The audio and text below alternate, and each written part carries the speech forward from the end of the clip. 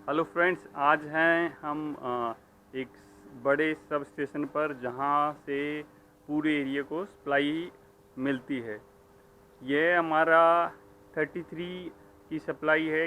33,000 से 11,000 यहाँ पे इस ट्रांसफार्मर से बनाई जाती है। और इसमें जो हमारा ट्रांसफार्मर है, ये आप इसका साइज़ देख के ही समझ सकते हैं कि ये कितना बड़ा ट्रांसफार्मर है।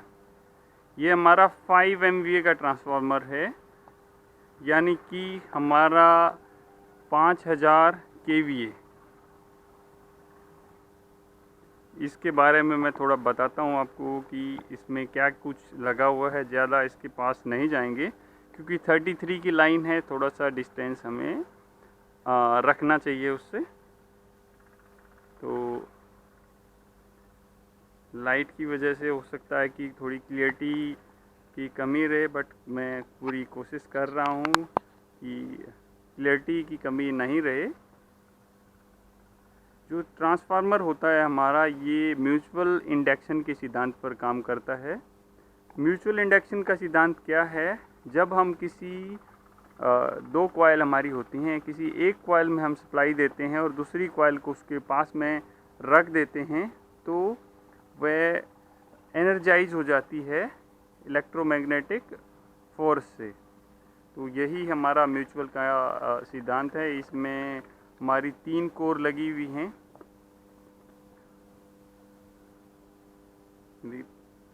जो हमारी 33,000 को 11,000 में बदल रही है। इसका मतलब ये हमारा स्टेप डाउन ट्रांसफार्मर है, ये OL ट्रांसफार्मर है। इसके बाद में इसमें जो पार्ट्स लगे हुए हैं उसके बारे में जान लेते हैं। जो ये साइड में देख रहे हैं, इनको कूलिंग ट्यूब बोलते हैं, इनको फिंस भी बोला जाता है। और इसके अंदर जो ऑयल यूज होता है उसको मिनरल ऑयल या सिंथेटिक ऑयल बोलते हैं। ये इंटरव्यू में ये अक्सर पूछ लिया जाता है कि इसके अंदर कौन सा ऑयल उपयोग में लाया जाता है, और आप कंफ्यूज हो जाते हैं। तो मिनरल ऑयल या सिंथेटिक ऑयल उसको बोलते हैं। फिर आता है कि इसमें क्या क्या सेफ्टियां हैं। इसके अंदर जो सेफ्टियां होती हैं हमारी, सबसे पहले जो कंजर्वेटर टैंक होता है वो एक सेफ्टी होता है। कंजर्वेटर टैंक की क्यों ज़रूरत पड़ती है, इस तरह का क्वेश्चन भी पूछ लिया जाता है। कंजर्वेटर टैंक जो हमारा होता है वो ऑयल को अपने अंदर होल्ड करके रखता है। होल्ड द सेंस, जैसे आप देख पा रहे हैं पूरा जो टैंक है, इसके अंदर जो ऑयल है बिल्कुल ऊपर भरा रहना चाहिए।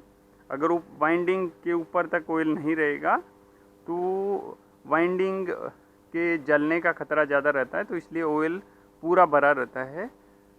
जैसे हम पानी को, दूध को गर्म करते हैं, टेम्परेचर मिलने पे ऊपर की तरफ जाता है, तो उसी तरह इसमें जब टेम्परेचर बढ़ता है तो वो ऑयल फैलने लग जाता है और ऑयल ऊपर की तरफ जाता है। ऑयल जब ऊपर की तरफ जाएगा तो उसमें क्या होगा कि वो इस कंजर्वेटर टैंक के अंदर इकट्ठा हो जाएगा। उसके साथ साथ में ही जो ब्रीदर लगा हुआ है, ब्रीदर का काम भी चालू होता है। आप ब्रीदर को देखेंगे कि ये देखिए, ये हमारा इसके साथ कनेक्टेड है, और यहाँ से जो एयर आती है इस पाइप के थ्रू आती है टैंक, उसके अंदर, टैंक के अंदर ऑयल होल्ड हो जाएगा, और एयर हैं, जो एयर रहेगी वो यहाँ से बाहर निकल जाएगी। और उसी तरह जब ठंडा होता है तो एयर यहाँ नीचे से वापस चली जाएगी। इसके अंदर ऑयल, जो ट्रांसफार्मर ऑयल है वही डाल के रखते हैं। सिल्का जेल है, इसका कलर ब्लू होना चाहिए। अब थोड़ा सा रेड या ऑरेंज या जैसा थोड़ा कलर हो रखा है, इसको चेंज करने की ज़रूरत है, या इसको धूप में सुखा के भी हम इसको रीयूज कर सकते हैं। अब आती है हमारी दूसरी सेफ्टी, हमारी बकोज रिले। ये देखिए, ये बकोज रिले है, ये हमारी दूसरी सेफ्टी है। बकोज रिले कैसे काम करती है? बकोज रिले का काम होता है कि जो हमारा ट्रांसफार्मर है, अगर ट्रांसफार्मर के अंदर कोई फॉल्ट हो जाता है, फॉल्ट होता है तो उसके अंदर गैसेज उत्पन्न होती हैं। गैसेज उत्पन्न होने की वजह से वो गैसेज बाहर की तरफ आने लग जाती हैं। अगर गैसेज ज़्यादा मात्रा में हैं तो इसके अंदर दो लीवर होते हैं, दो बॉल्स लगी रहती हैं, वो उस बॉल को पुश करते हैं और वो बॉल ऊपर की तरफ उठ जाती है और वो आगे ट्रिपिंग का सिग्नल भेज देती है। उसी तरह अगर ट्रांसफार्मर में ये थोड़ा छोटे फॉल्ट के अंदर जो अगर बड़ा फॉल्ट होता है तो ऑयल तेज़ी से बाहर की तरफ आता है। जब ऑयल तेज़ी से बाहर की तरफ आएगा तो जो उसका लीवर रहता है, वो जो दूसरा बॉल रहता है, इसकी जो नेक होती है, जैसे यहाँ से जहाँ से ऑयल आ रहा होता है उसके पास में होती है, तो प्रेशर से जब ऑयल आता है तो वो प्रेस हो जाती है और वो भी आगे ट्रिपिंग की कमांड भेज देती है, जिससे ज़्यादा फॉल्ट नहीं होता है। ये हमारे एचटी ब्रेकर को, वीसीबी को ट्रिप कर देगी। तीसरी हमारी सेफ्टी है हमारा explosion went. Explosion went safety कैसे है? एक्सप्लोजन वेंट सेफ्टी ऐसे है, अगर मेरे सिस्टम के अंदर कोई भी फॉल्ट होगा, जैसे मैंने बताया कि ट्रांसफार्मर में फॉल्ट हो गया है, अगर इसको एयर को निकलने की जगह नहीं मिलेगी, गैसेज जो हैं इसके अंदर उनको बाहर निकलने की जगह नहीं मिलेगी, तो ट्रांसफार्मर की कहीं से जो इंसुलेशन है या जहाँ पे पैकिंग लगी हुई है, गैस किट लगी है, वहाँ से फाड़ के या कहीं से भी वो बाहर निकल के आ जाएगा। बट इसमें क्या होता है कि एक्सप्लोजन वेंट के आगे एक पतला मेटल धातु का एक परत लगी रहती है। जैसे ही एक प्रेशर बढ़ता है, निर्धारित प्रेशर पड़ने पे वो फट जाती है और ऑयल यहाँ से बाहर आ जाएगा। हमारे ट्रांसफार्मर फटेगा नहीं, ज़्यादा नुकसान नहीं होगा। ये हमारी कूलिंग ट्यूब्स हैं, ये भी एक सेफ्टी का काम करती हैं। कूलिंग ट्यूब का काम होता है ट्रांसफार्मर की ऑयल को ठंडा करना, तो ये ट्रांसफार्मर के ऑयल को ठंडा करती हैं। तो ये सेफ्टी, इसके अलावा हमारी जो वाइंडिंग टेम्परेचर और ऑयल टेम्परेचर, ये देखिए ये दो हमारे मीटर लगे हुए हैं, एक WTI के लिए है और एक हमारा OTI के लिए है।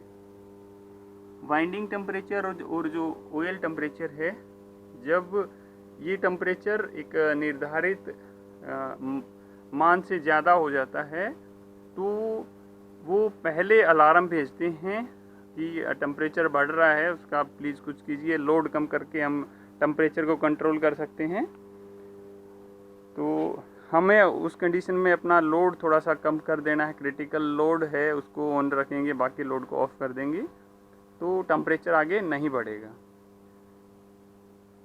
इसमें जो हमारी ऑयल का टेम्परेचर होता है 80 से 85 पे हमारा अलार्म आ जाता है, हमारा ऑयल का टेम्परेचर, और वाइंडिंग का हमारा 90 से 95 के ऊपर हमारा ट्रिपिंग हो जाता है। इससे 5 डिग्री नीचे जो हमारी ट्रिपिंग की कमांड रहती है, ट्रिपिंग से 5 डिग्री नीचे हमारा अलार्म रहता है। अलार्म पे हम एक्टिव हो जाते हैं तो ठीक है, अदरवाइज़ हमारे पूरे सिस्टम को ये ट्रिप कर देगा। एक और भी सेफ्टी होती है जो अक्सर हम नहीं बताते हैं, वो है अर्थिंग।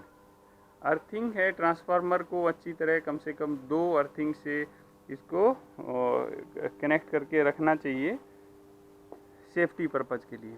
तो मिनिमम 2 अर्थिंग इसकी होनी चाहिए। सिलिका जेल है वो टाइम से हमें बदलते रहना चाहिए। तो ये सारी चीज़ें हैं जो हमें ध्यान रखनी पड़ती हैं ट्रांसफार्मर के अंदर। तो आई होप आपको सब कुछ समझ में आ गया होगा। अगर आपकी कुछ क्वेरी हैं, कुछ कंसर्न हैं, तो आप मेरे को कमेंट बॉक्स में बता सकते हैं। मैं आपको उस पर जो भी आपका आंसर रहेगा वो मैं आपको वहाँ पे दे दूँगा, वैलिड आंसर जो होगा। और इसके साथ साथ में अगर आपको चैनल अच्छा लगता है तो चैनल को सब्सक्राइब कर सकते हैं। अगर आप नए व्यूअर हैं, वीडियो अच्छी लगे तो उसको लाइक कीजिए। Thank you so much.